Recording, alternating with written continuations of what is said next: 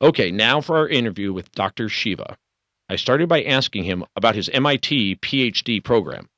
MIT created this beautiful department called biological engineering, which was saying just as chemical engineering was the equivalent of chemistry, we needed biological engineering to understand biology, to understand how we could engineer biological systems.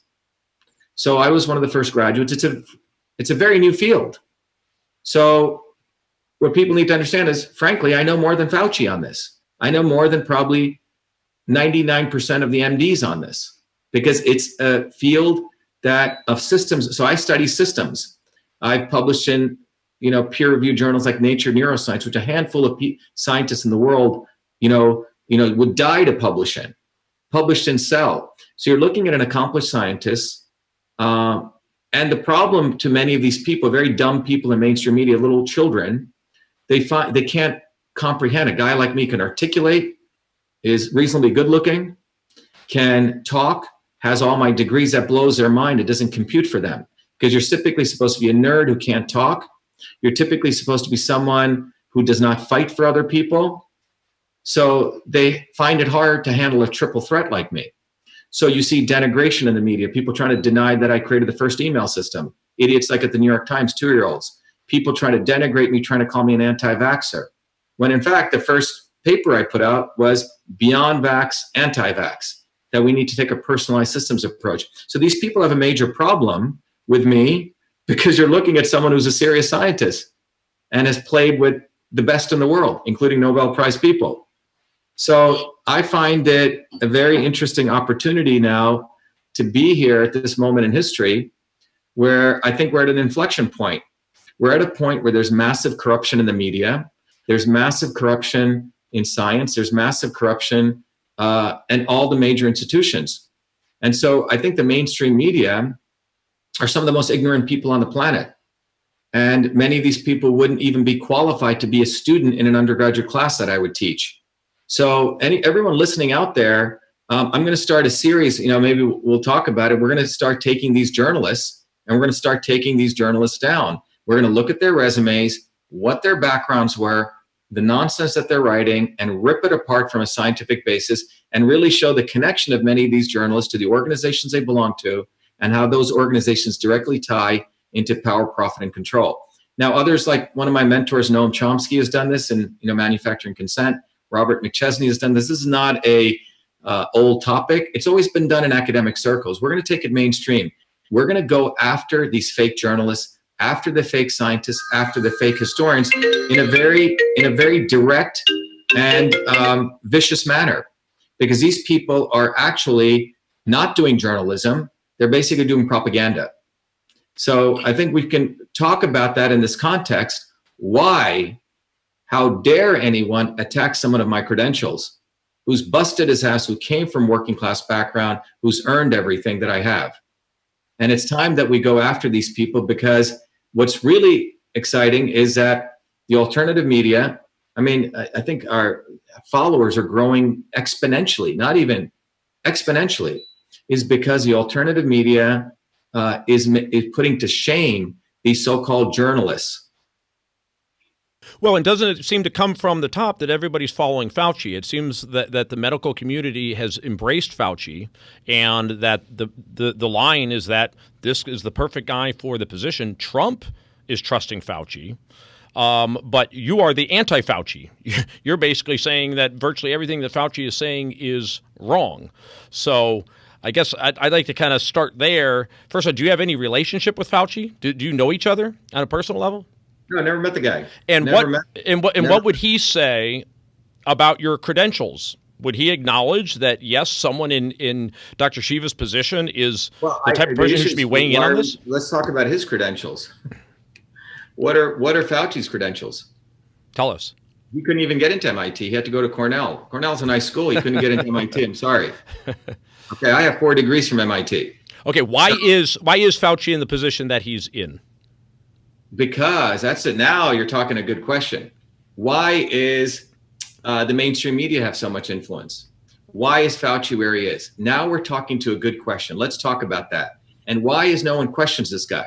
How long has this guy been here, Jim? He's been there since Reagan. Including Trump, by the way. So it's everybody, including Trump, is trusting this guy right now. Yeah, and that's okay.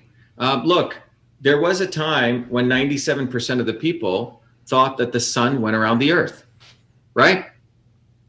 That did take place, right? And one guy had all the data, which said that's not true.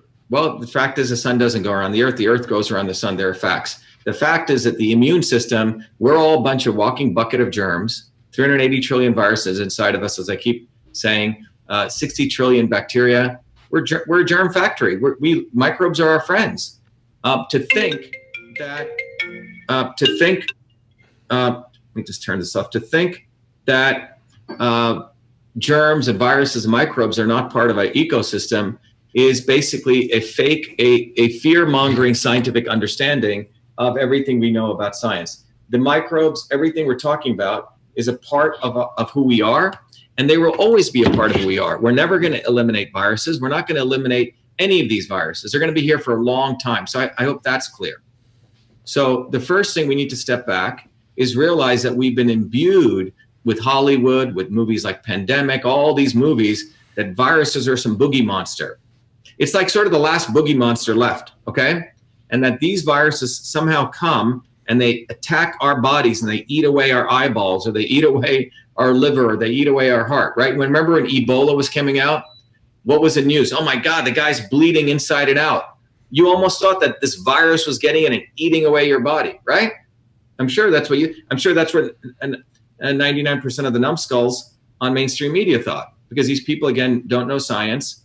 They're basically taught in the mainstream media to write something, their editors scratch it out, and they're taught to be good little lapdogs, and then their publishers own it. So, but the bottom line is, that's not what it is. The truth is, the scientific truth is that it's an overreactive immune system, a dysfunctional and weakened immune system that overreacts and attacks parts of your own body in response to exogenous pathogens coming in, which are occurring at every moment in time. In every millisecond, we're being, right?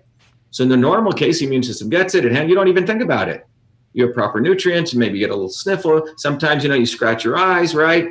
These are all little immune processes taking place. In the advanced dysfunctional state, your immune system attacks and eats itself, starts eating itself. And this is a very complex system. And I'm one of the leaders in this. This is why the National Science Foundation had me come and do the prestige lecture on it. So people want to know about the immune system. Let's invite Mr. Fauci and let's have me.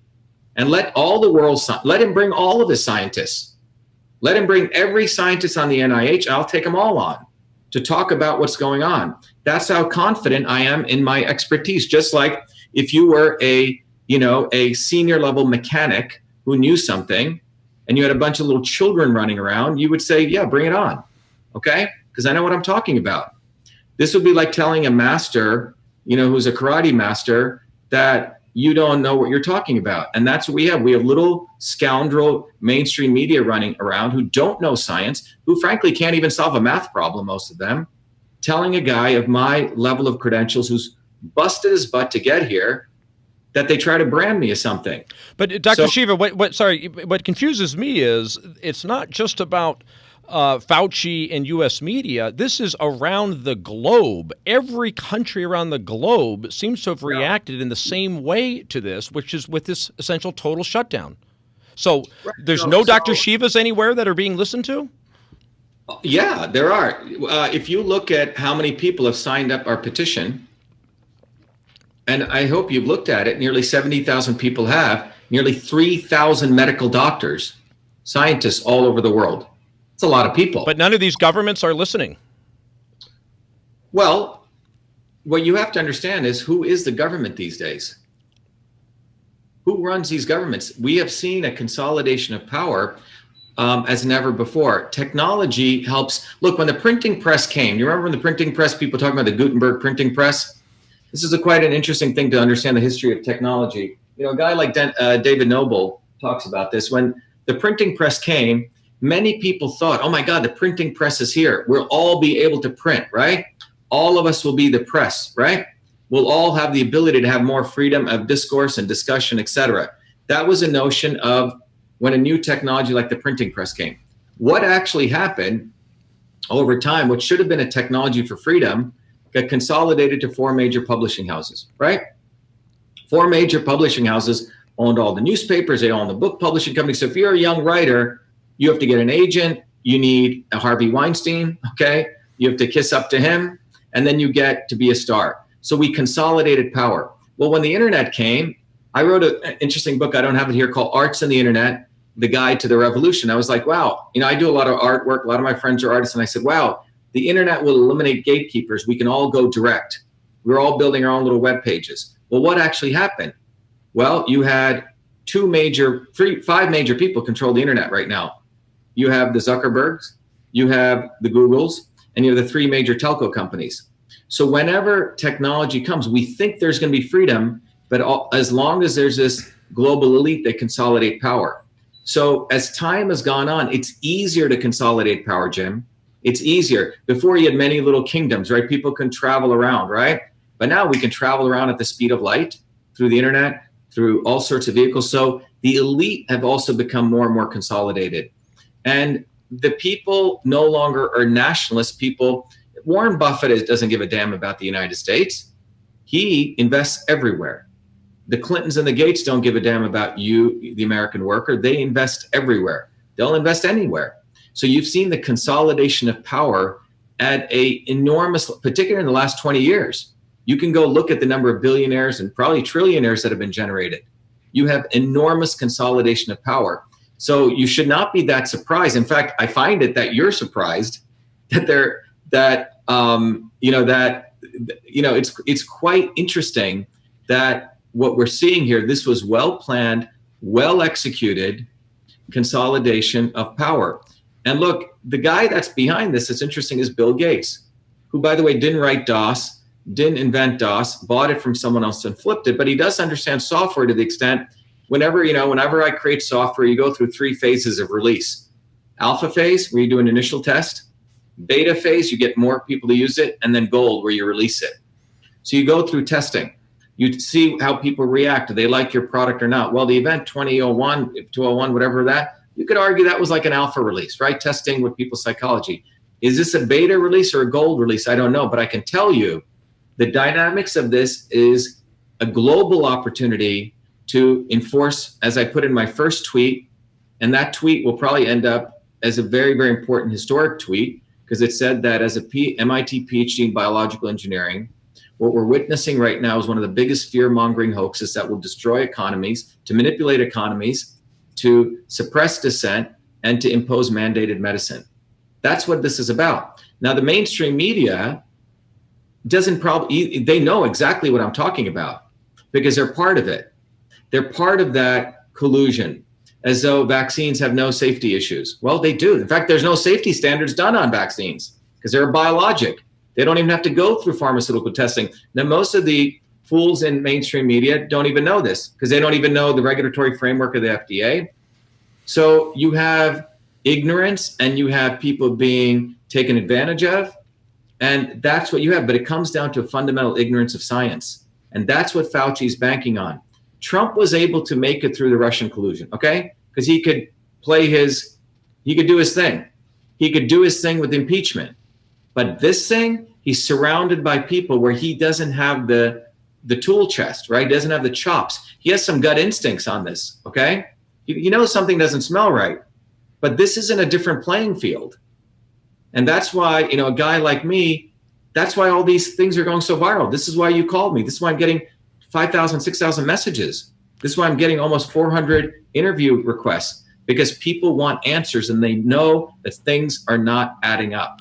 Well, let's be very clear, please, about what you're asserting regarding this virus. Are you suggesting that this was made up, that this was created in order to create an excuse for the deep state to take over? Well, what I'm arguing is, and it's not even an argument, let's just look at the facts. Let's just do a simple data analysis. Let's apply some math, which people have forgotten in this country because of this whole thing that everything is a right answer. Let's just apply some simple math. When H1N1 took place, how many million people got it? About 62 million people, if I don't know, right? 17% of the US population. How many people died from it? About 60,000 people, all right? Okay. Was there a shutdown 60,000, called? that's worldwide, right? No, in the United States. U.S.? Yeah, much more worldwide. How many people in the United States? How many people in the United States? How many shutdowns were called here? Did we call a global pandemic? Did we shut down the United States economy? Did we? Not at all, that I can recall. So you can just put those numbers here and just look at them as a scientist. Okay, this event took place. It was an infectious disease. It was something that was spreading. It was something that was lethal. So many people died. Now look over here.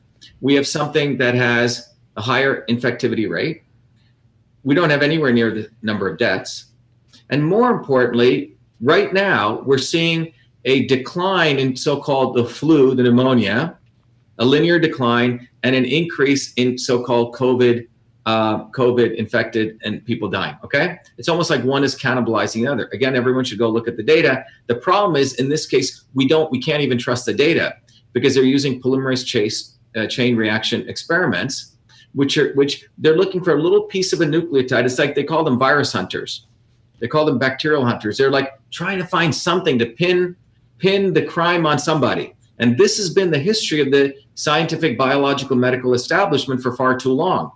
They've been trying to always pin some disease, including cancer, on retroviruses. Every disease is a virus. AIDS is a virus. Why? Because when you pin it on a virus, you create enough fear. You know, you ever heard of how IBM used to sell? You know the IBM selling model, Jim? No. Fear, uncertainty, and doubt. Fear, uncertainty, and doubt. FUD. So when IBM went to a customer, they say, well, look, we're Big Blue. Are you going to buy from that small guy over there? What about when your computer fails? We're going to be here for you. Is he ever going to be in business? Uncertainty. Can you trust him? Fear, uncertainty, and doubt. It's a selling methodology. Pharma uses FUD, fear, uncertainty, and doubt. In fact, it's taught in business school. All right. So what you're seeing here, and this is not something that's even conspiracy. This is, and if you're frankly stupid if you don't understand this, fear, uncertainty, and doubt is a selling methodology. And pharma is the masters of fear, uncertainty, and doubt. Masters of it. Watch every commercial prime time. They follow that formula. And finally, they reach to a beautiful utopia where you've taken this drug and it's healed you. So that is a foundational model of this. So when you look at this virus, you tell me what is fundamentally different about this virus and H1N1 in terms of the catastrophic numbers. And the answer is this is actually not as worse, okay? And then the other thing is, well, this could be a bioweapon, right? This could be a bioweapon. Well, okay. So what are we supposed to do? Get even more scared now? You see, that's almost to add gravitas to a virus. When let me tell you that the fundamental issues, our immune system has been around for billions of years, billions. Just think about that. And that immune system, the evolution it's gone through, has been to create what's called a resilient system. If you again study engineering systems, which biologists don't, you will find one of the core features of systems is resilience. You build a bridge. A bad bridge will fall apart if a wind comes. A good bridge can take a wave, right? It can handle it. Skyscrapers, they don't build them stiff anymore. They build them to take a little, that's called resilience. They can take a hit and get stronger. So our bodies are built to have resilience. Now, the people who weaken their bodies, and we can go through the reasons, they have non-resilient systems and they'll crack. And by the way, all these people that are dying, well, frankly, many of them were going to die anyway, the way they were living. So let's talk about that. But we don't want to talk about that. We want to assume as though, wow, this virus is killing everyone. No, it isn't. It's killing the people that are elderly as they age. Their immune system is weakened. It's killing those who were smokers. It's killing those people who had very compromised immune systems. And on top of it, idiots like Fauci, the model of social distancing all day long, creates social isolation. We just have a wonderful family friend, okay? My friend calls me, goes, Shiva, my wife has relapsed after 40 years. 40 years she's relapsed into serious depression. 40 years ago, she was on Prozac. He goes, I got to put my wife back on it. I go, what's going on? He goes, she can't go out and swim anymore. She's such an extrovert. She can't play mahjong with her friends. Social isolation, the detriment of social isolation destroys the immune system. It creates viral infection. So let's step back, including all of you guys that want to talk. Let's have a real conversation, and let's elevate this conversation beyond the fraudulent, fake science conversation that the mainstream media wants to have. Let's talk about the immune system. Let's talk about real science. Let's start educating people about science, because for far too, do you know in China, you know who's on billboards in China? Scientists, engineers. We put stupid people on billboards like George Clooney and Lady Gaga and idiots. So just to be clear, so that the audience knows, because again, you've been blowing up in some conspiracy websites and so on, you're not saying the virus is not real, and you're saying that, yeah, most likely it came out of Wuhan, and I presume out of a wet market? No, I'm not saying that, Jim. I'm saying, yeah, there's a virus. Okay. And just to be clear, where do you think it came from? I just want to kind of establish what your base is here. One research says that it came out of Wuhan. There's other people out there who are saying the first 13 out of the 41 don't match. I've heard people say it came out of Fort Detrick. All of that's irrelevant. Okay. It's how do we respond to it? I understand that, and that's where This is all nonsense. This is all playing on people's psychology. But let me just stress the biggest hotspot that most people are aware of. China, who knows really what happened in China, because you can't trust anything that China says. But Italy had what appears to have been a serious crisis, and it appeared to be worse than anything we'd seen before as far as birth died. Before you go there, you're making up assertions that are not true. I'm sorry I just want to level. How many people died of flu over the last 2 years in Italy? I don't have that figure. Like 22 to 40,000 people. Do you want to go to an Italian hospital? Friends of mine, when I've worked with at MIT, very nice people. You don't want to end up, Jim, in an Italian hospital. They are totally corrupt. The level of corruption in Italy and it shows up in the healthcare system. So let's just step back and understand context. Let's understand some systems. The healthcare system in Italy is a state-owned socialist top-down model, which is completely devoid of any human interaction and bedside manners. You do not want to end up in an Italian hospital. I repeat that 1,000 times. And 38% of the people who go to Italian hospitals are elderly people who have pre-existing conditions. Some guy comes with the chest pain. By the way, they have 2 codes that the W.H.O came. One was COVID-19 positive. The other is, well, anything that sounds like COVID. Okay? The number of people that are dying right now in Italian hospitals, go look at last year how many people died from flu. Well, but they didn't shut down the country at that time. So people would argue that had they not shut down the country, it would have been far, far worse. So if this is just as bad as the flu, how come it wasn't shut down? Sounds like a great way to protect yourself, right? Pardon me? Sounds like a great way to protect yourself, right? Well, they would argue, and this is what I want you to challenge, that if they had not done that, the hospitals would have been overwhelmed. They were overwhelmed as it was, and the only option they had, they felt, was to force people to stay at home. Otherwise, their hospitals would have been overwhelmed.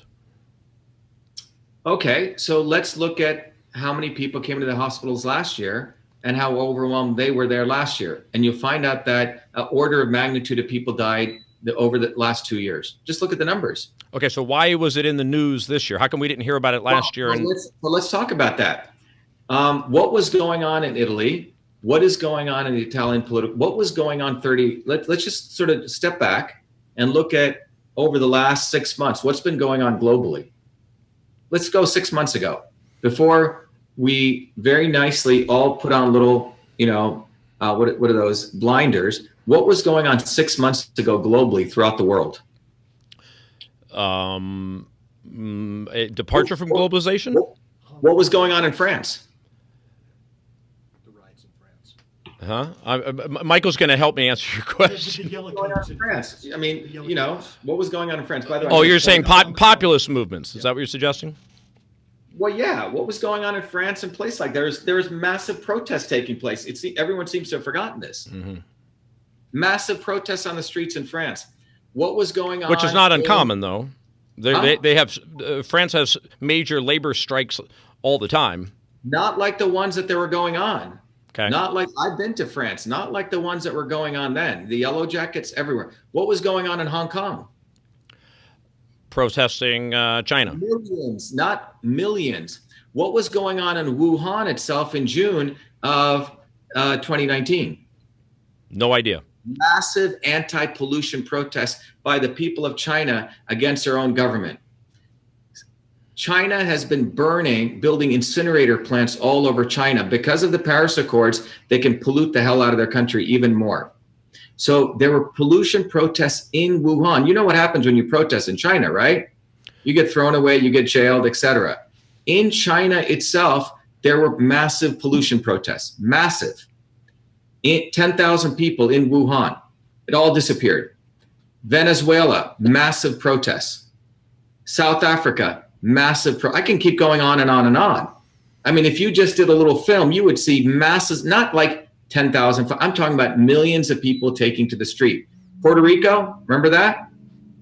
So this is government's way of being able to quell the people, put them away in their homes to tamp down the social unrest.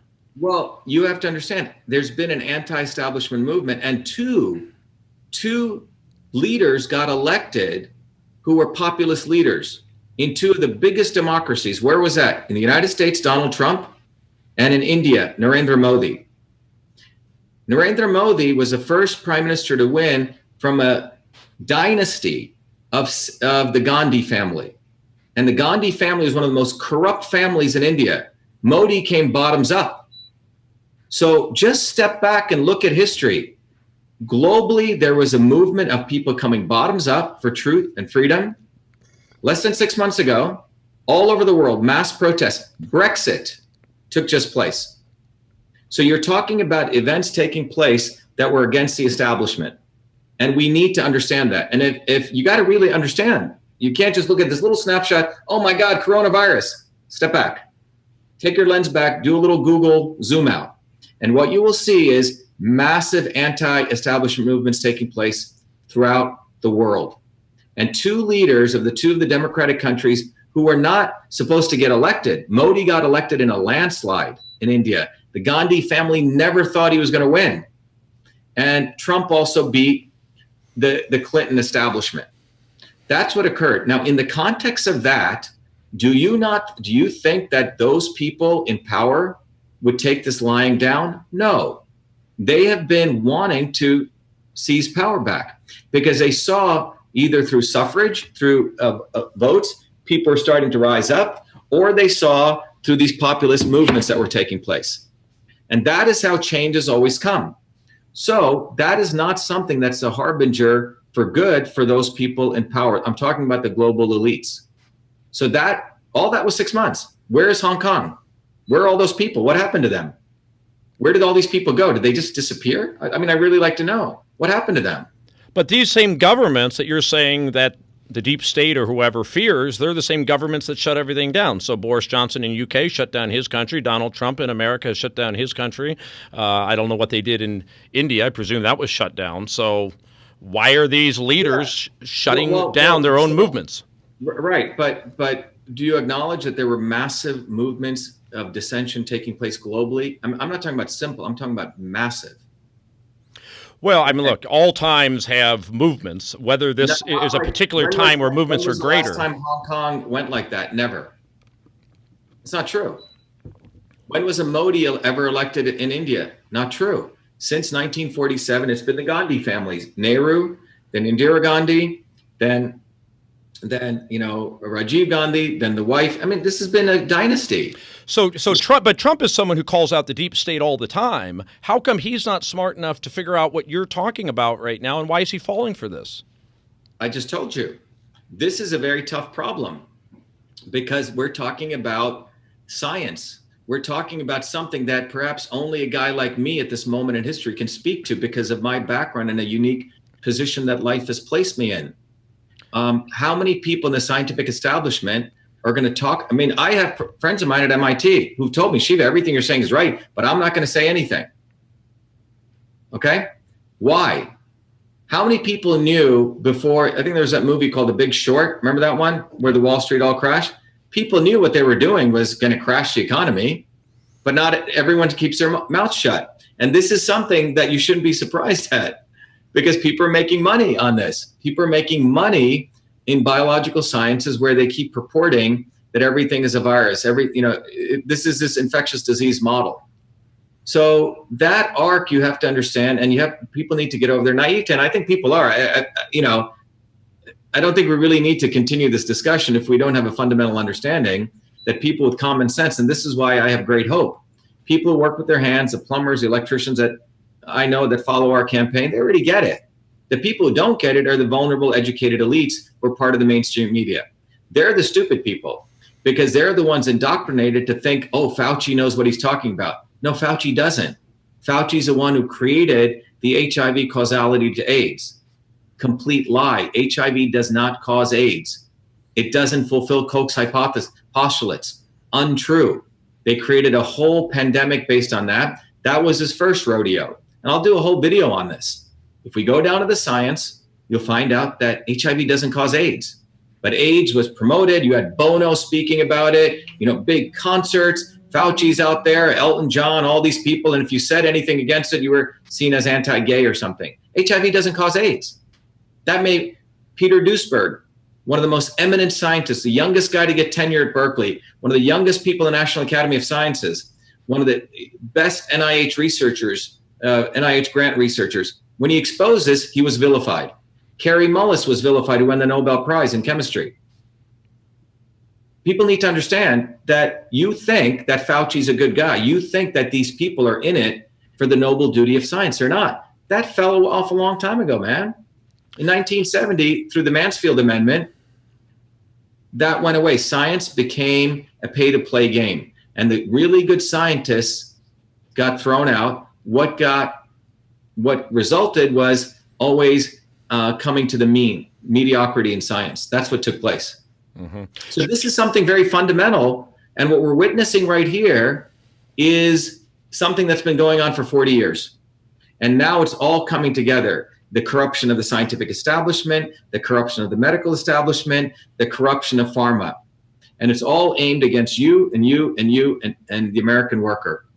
Because we keep forgetting that we think slavery is over. We think, 200 years ago, there were people like King George who thought he's connected to God and you and I are slaves. So this notion is what we've forgotten because people don't study history anymore. But if you really study history and you really study science and math, you'll find out what's going on now has occurred before in history. We're just coming to it in a much more momentous way. Let me ask you something. Is Fauci just a victim of all what you just described like the rest of us? Or is he really a ringleader? Does he know that what he's proposing is wrong, but he's doing it anyway? Well, it's a little more, it's not, look, you ever been in a fraternity? You ever been in a club? You ever have your own company? I was a proud member of Sigma Chi fraternity. Okay, so I belong to, okay. So when you're in a fraternity or join a club, there's sort of an implicit understanding, right? Hey, that guy doesn't really fit here anymore, It's not direct. It's more implicit. You follow what I'm saying? Oh, yeah. Okay, we're all hanging around these social circles. Hey, Bob is now supporting Trump. Let's not invite him anymore to our parties anymore. You follow? Or, well, wait a minute, Bill is hanging around with that girl. We don't really like her. You see, it's much more implicit, okay? Now take this on a higher level. So this is not like, oh, we are the deep state. And there's an implicit understanding because everyone has connections. Everyone, does business with each other. They all hang out at the same parties. It's one incestuous clan. They're all friends with Jeffrey Epstein. They all know Harvey Weinstein. You follow what I'm saying? It's a clan. And it's not like this conspiracy. It's more a plutocracy that understands what their needs are. And like an immune system, they spit out people who don't fit their narrative, okay? So that's what this is really about. So Fauci is part of an academic model that really started after World War II, which was about creating big scientific establishment, denying that innovation and science could occur in the edges, which is, by the way, what made this country great. People tinkering in their little labs, finding stuff, discovering stuff. It became big science, big medicine, big academia. And the evolution of that started in 1944, leading all the way up until today. And really, the big inflection point was 1970 with the Mansfield Amendment. And so that really consolidated power in science. And as a part of that consolidation of power, you had the creation of administrators, not scientists, scientific administrators, okay?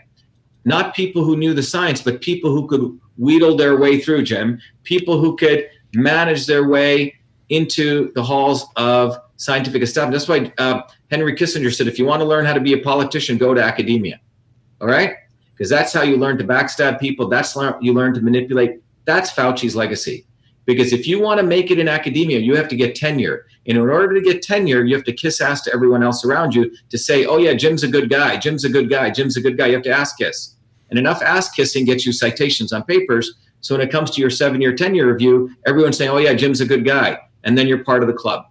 But if you do truly innovative research, you're never going to be in that club. It's not part of the system anymore. And this is something fundamental.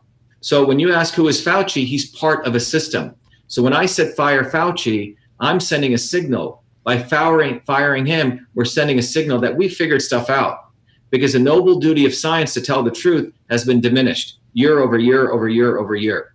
I went into science to understand truth. I went into the love of it. When I created the first email system in 1978 as a kid in Newark, New Jersey, it wasn't about making money. It was about, wow, could we do that? Could we take the interoffice mail system and make it the electronic version? That's where innovation comes from. It doesn't come top down. Have systems biologists been welcomed into the community? Well, there's a great paper written in 2017, which says that we need to revamp immunology. It's called systems immunology. All right.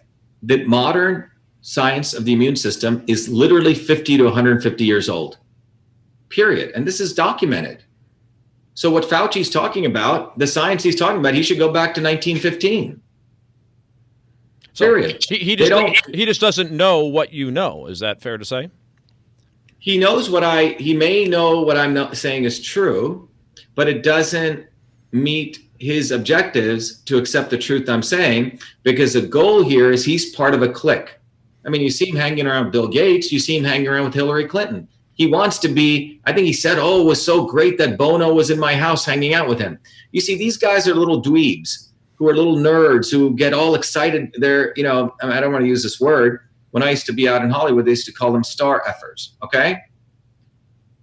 He's part of that, and I don't know him personally, but I can tell you is that we live in a world right now where a small set of people do control science. Fauci and Francis Collins, director of the NIH, do you know they could literally destroy the lives of any academic right now? Any one of them. No one's going to say anything against them. Not one. That's why no one said anything against Harvey Weinstein for so long. Yeah. He controlled the lives of many actors. Well, we feel we exposed some serious peer pressure in the medical community when it came to the issue of transgender and how the LGBT activists have hijacked major American medical institutions. And basically, you have to believe born this way or you're ostracized. So I totally get what you're saying. Let's say, if you could, to Bill Gates. Is Bill Gates? Does he have a good heart? Is his heart in the right place on this thing? You're asking me questions that I'm not the person to judge here. I don't know. I mean, I'm not a judgment of people's hearts. I'm a scientist. Do you believe that that he has ulterior motives other than the health of the world's population, Bill Gates? Well, I can just look at what his actions are. His actions are he started Gavi, Gavi, which he put about $1 billion into, which is a vaccine alliance. He funded and these are just facts. Let's just go to facts. And the Gavi is a vaccine alliance which supports the SDG, the Sustainable Development Goals 3 of the UN. This is just a fact.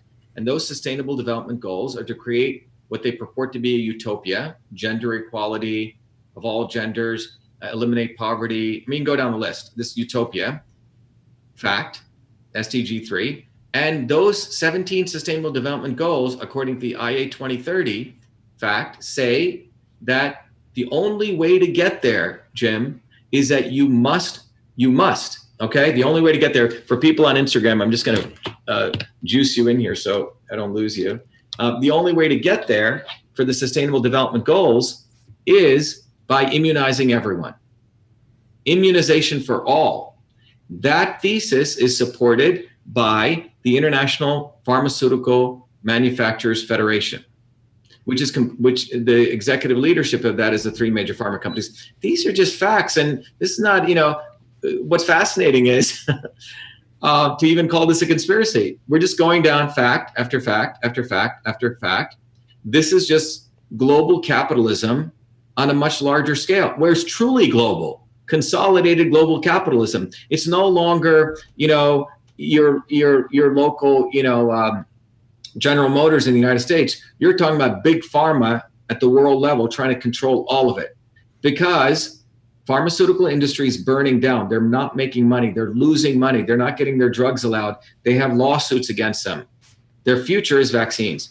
And if they could mandate it, how powerful would that be?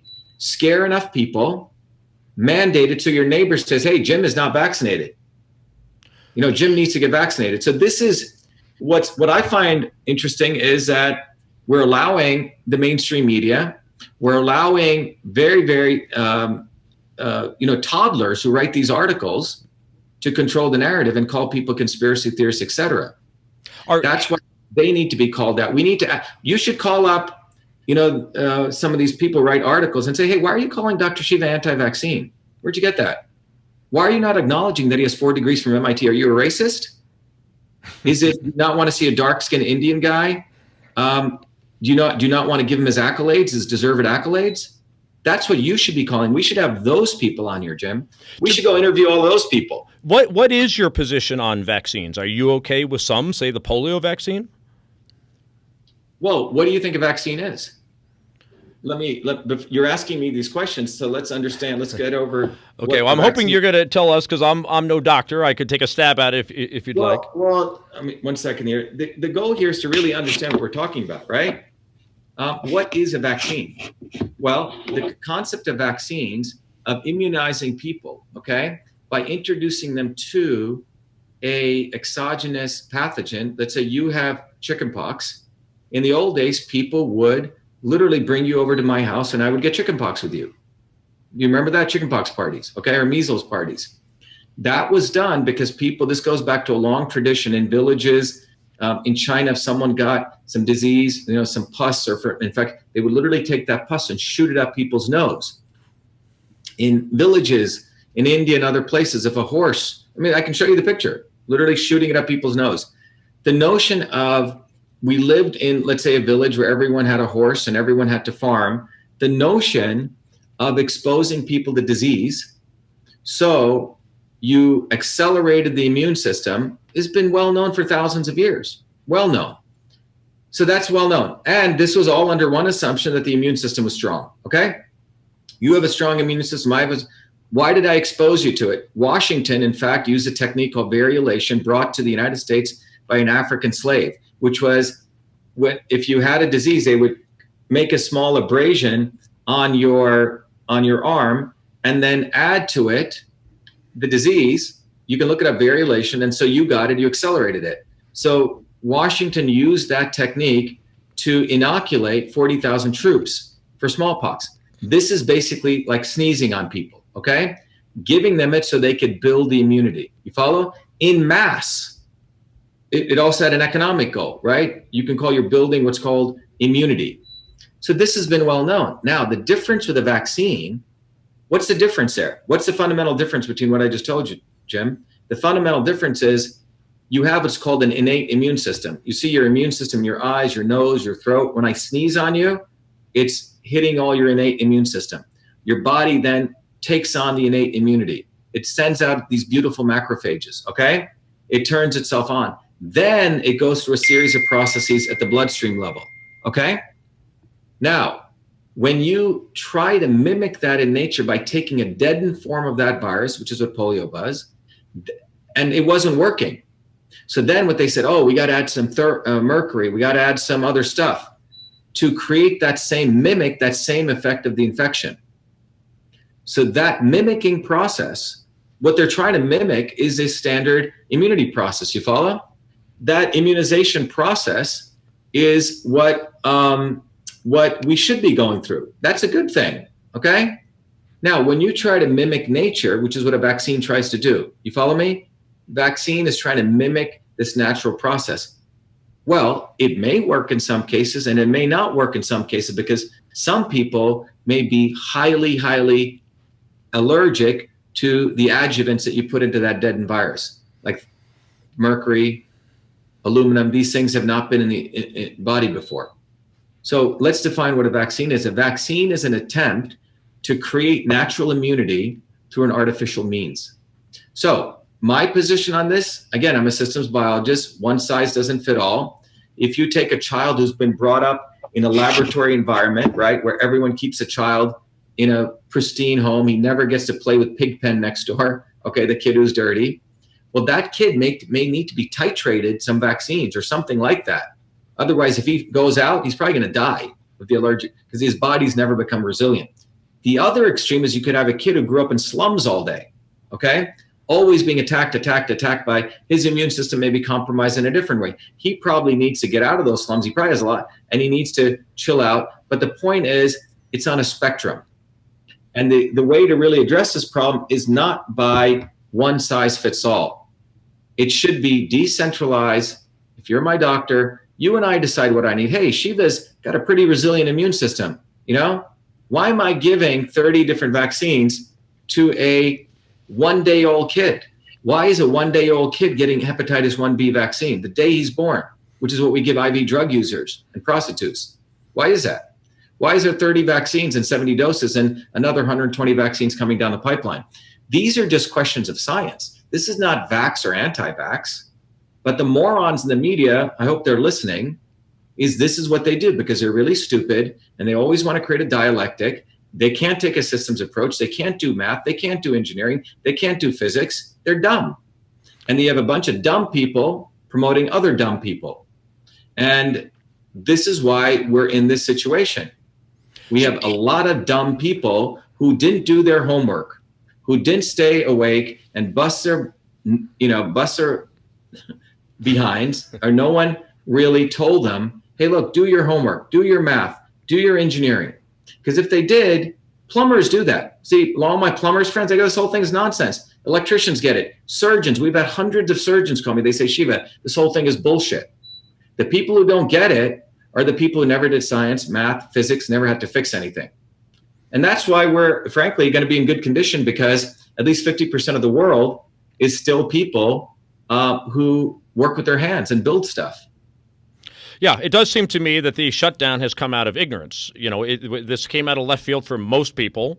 Nobody was talking about pandemics. Suddenly it's here. It's like 9/11. Nobody was expecting 9/11, and people panic and overreact. And we've panicked and overreacted because we weren't expecting it, planning for it. We don't know what it is. It's scary. Very few people have your level of education. And so the masses believe that staying home is the best plan. Well, that's why if you look, you know, I've been doing health since I was a 4-year-old kid. At the age of 14, I was a full-time research fellow. Okay, that makes you unique compared to the population. I've been interested in health and well-being since I was a kid. This has been a passion of mine. And I was a pretty smart guy, but I also played baseball and, you know, I wasn't just a nerd. So you're looking at someone who the people in the mainstream media do not know what to do with because most of them are frankly cannot comprehend that someone like me who really loves sports, who loves things, who could program, who could mow lawns exists. But by the way, that's what this country was made of. This country is made up of extraordinary people who could do many things. And in fact, a lot of the people who come to our campaign for U.S. Senate are quite extraordinary. They're working people. We've created a bunch of dumb idiots who run the media, and those people cannot comprehend that smart people exist. They can't comprehend hardworking people exist. So I've been involved in health and interested in health since I was a 14-year-old kid. I wrote my first paper and published it as an 18-year-old kid. So you agree that people, the population in general, should have been much better educated about pandemics, viruses, vaccines, immunity, etc. We were a dumb population, and therefore going along with staying at home because we don't know any better. There should have been better education. Definitely. But right now, what's unfortunate is that not one person in the mainstream media, that's why it's great watching this, because our stuff is going viral all over the world. And the mainstream media doesn't know what to do with me. They don't know what to do with me. And it's really cool to watch because we don't need them anymore. We're going to make them irrelevant. This pandemic and the content that I'm putting out is going to make the mainstream media irrelevant because we are teaching something that Fauci should be doing using that podium that he has. He should be talking about the power of vitamin C. He should be talking about IV vitamin C does work. He should be talking about the power of vitamin D. He should be talking about the power of vitamin A. He's not. And that's why when I put my content out, everyone's saying, wait a minute, here's an MIT guy who's got all these degrees, is published, is a scientist. He's talking something that this guy isn't. What the hell's going on? So I'm showing the contradiction. Now, whether Trump gets it or not, look, I voted for him. That's up to him. I can't control him. But I will keep doing our thing, and we're building a movement for truth, freedom, and health. That's why I'm running for U.S. Senate. And I just want to, I have a couple minutes left, but the reason our campaign for U.S. Senate is so powerful and the reason it's explosively taking off is that because we're addressing a huge vacuum, which is about the oppression of freedom that's taken place in this country over the last 40 years. No free speech, no debate, moving away from the scientific method to scientific consensus. And the complete denigration of science, the complete corruption of science, which leads to lies, which leads to fake histories and fake science. And then because of that, you create fake problems and fake solutions. We have 700,000 people die of heart disease. Number one cause of death. Number two is cancer. Well, you know what number three is? Number three cause of heart disease, okay? Number three cause of heart disease, I got to start this up again, is number three cause is cancer. Number three cause is medical errors. Medical errors. Number fourth is pharmaceutical drug errors, okay? Pharmaceutical drugs, prescription drugs. 1.9 million people get hospitalized due to prescription drugs in the United States. I don't see anything being called for that. 30% obesity in this country. 54% of the kids have autoimmune disorders. So do you understand how vile this is, what's going on? Why don't we shut down the entire economy for the fact that people are getting heart disease? And maybe we should. Why aren't we talking about the fact of the enormous amount of obesity that's taking place? Opioid addiction. Opioid addiction. Why aren't we talking about that? And the reason we're not is because these filthy lawyer, lobbyist politicians, filthy people, 60% of them in Congress, in the Senate, they have destroyed the infrastructure in this country. And infrastructure is how we solve infectious diseases, right? If you go look at 1900, and I'll keep repeating this, 1900s, 14 out of 40 out of 100,000 people had infectious diseases. Long before the polio virus, long before measles, we reduced 90 to 98% of infectious diseases. How? Vitamin A, nutrition, eliminating child labor, sanitation, refrigeration. And how did that come? Because people like you and me and others listening here, we fought militantly on the streets in the late 1800s. Working class movements, bottoms up, bottoms up, bottoms up. Not some booby Kennedy coming down, okay? Not some Kennedys, fighting against Gates, acting as though they're fighters, and then meanwhile supporting Hillary Clinton. It was a bottoms-up movement. And that bottoms-up movement is what gave us infrastructure. Today in the United States, we have a D+ in infrastructure. We have the highest infant mortality rates in the Western world and the lowest longevity rates. Give me a freaking break. Average lifespan going down over the past 5 years. What's that? I can't take this seriously. Yeah. I have to ask you one last question before I let you go, and that is bottom line, if you're in charge, what would you be doing right now as far as eliminating the shutdown? People can go back to restaurants, they can go to concerts, they can go to sporting events. Did you read the letter that I wrote to the president? Yes, I did. It said that if you have it, you have to self-quarantine. And then I know you highly recommended vitamins. Go ahead. 4-part plan. Go ahead. And that plan, Jim, was based on the modern science of systems biology, which said personalized precision medicine. One size doesn't fit all. So these are the latest findings. And that said, number one, let's take all of those people who have COVID-19, okay, that's one group, and give them high dosage DNA. Why? Because D is an antimicrobial, A will protect their cell walls. Boom. Second people are the immunocompromised, high dosage vitamin D and A, and also vitamin C. the critically ill who are about to be sent to their death sentence on these ventilators because their bodies are filling up with fluid, which is from the cytokine storm. For God's sake, put them on IV vitamin C right away. So at least you can stop that cytokine storm, stop the inflammation in their body. That's number 3. Number 4, for the broad mass of us, let's get back to work. Take the vitamin D, take the vitamin A, juice up your immune system. You make it some sniffles, your body will build some immune system, and we go. And any social distancing, in your opinion, for that group? No. Why do you need social distancing? So concerts are okay. We can go back to the ball game. Listen, if you have a strong immune system, okay, which is what we came out of. We as human beings came out of. Have you been to Africa? Yes. We came out of dirt and we primates. We grew up with all sorts of junk. Okay, so the goal is it's boosting the immune system. Why aren't we talking about that? And let me tell you why. Because when you go down that truth hole, not the other rabbit hole, you come to a truth, which is food is medicine, vitamins are medicine. The other hole takes you down vaccines. It's very simple. They don't want to talk about this. Oh my God, I can hang out with my friends and my immune system could be strong. I don't know if you have a loved one or if you have a wife or a girlfriend, but how many times have you gotten a cold and your girlfriend doesn't get it? How many times does that happen? Often. Right? Often. Happens all the time, right? To people. Yeah. And the reason that happens is because we are differential. Everyone's different. And by the way, it's not only antibodies; it's your microbiome, it's your gut. The immune system is a complex system. It's not just any one thing; it's multiple things. And are those very high doses of vitamins that you're recommending? Those dosages are pediatric doses. Look it up; it's in the literature. For 2 days, those are pediatric doses. The dosage of vitamin A and D, they've given in pediatric doses, short period of time. You don't give them long period of time. Short period of time, because what it does is it creates a massive immune response to support your body. So you're not suggesting that we stay on this, you're saying? No. After that, people should typically go on, a preventative dose, which I have in there, which is, now in the ideal case, you don't really need this if you're getting enough sun.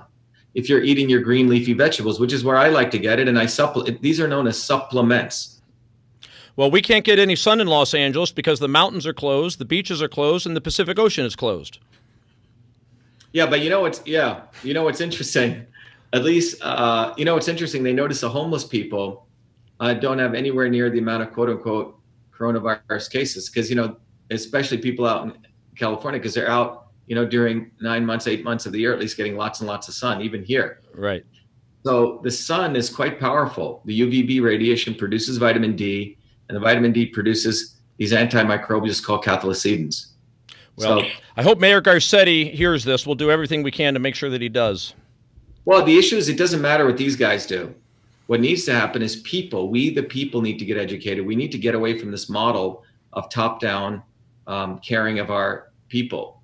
We the people need to take care of our health. We need to take health into our own hands, and we need to take it away from the top. It needs to be decentralized to the edges. Well, and I assume you support these protests where people are starting to take to the streets to march against these government-ordered shutdowns. I support the First Amendment. People have a right to assemble. That's the American way. We're not in China. We're not in Russia. What made this country great, why my parents came here, was because the enormous freedom this country afforded. And that's what makes this country great. That's where innovation came from. And if you don't have that, you might as well just, what does a long life mean if you don't have freedom? It doesn't mean a lot. You're a slave. Give me freedom or give me death. Yeah, it pretty much says it all. Thank you again to Dr. Shiva. If you want more information about Dr. Shiva, you should check out his website. It's the website that he's using to raise money for his campaign for U.S. Senate in Massachusetts. Thank you all for listening. Thank you to our producer, Michael Parker. We'll be back soon with another episode of The Hidden Truth Show. Thank you for listening to The Hidden Truth Show with Jim Breslow. You can find us at hiddentruthshow.com. Follow us on Facebook, Twitter, and Instagram at Hidden Truth Show. Join us again next week for another episode of Hidden Truth Show with Jim Breslow.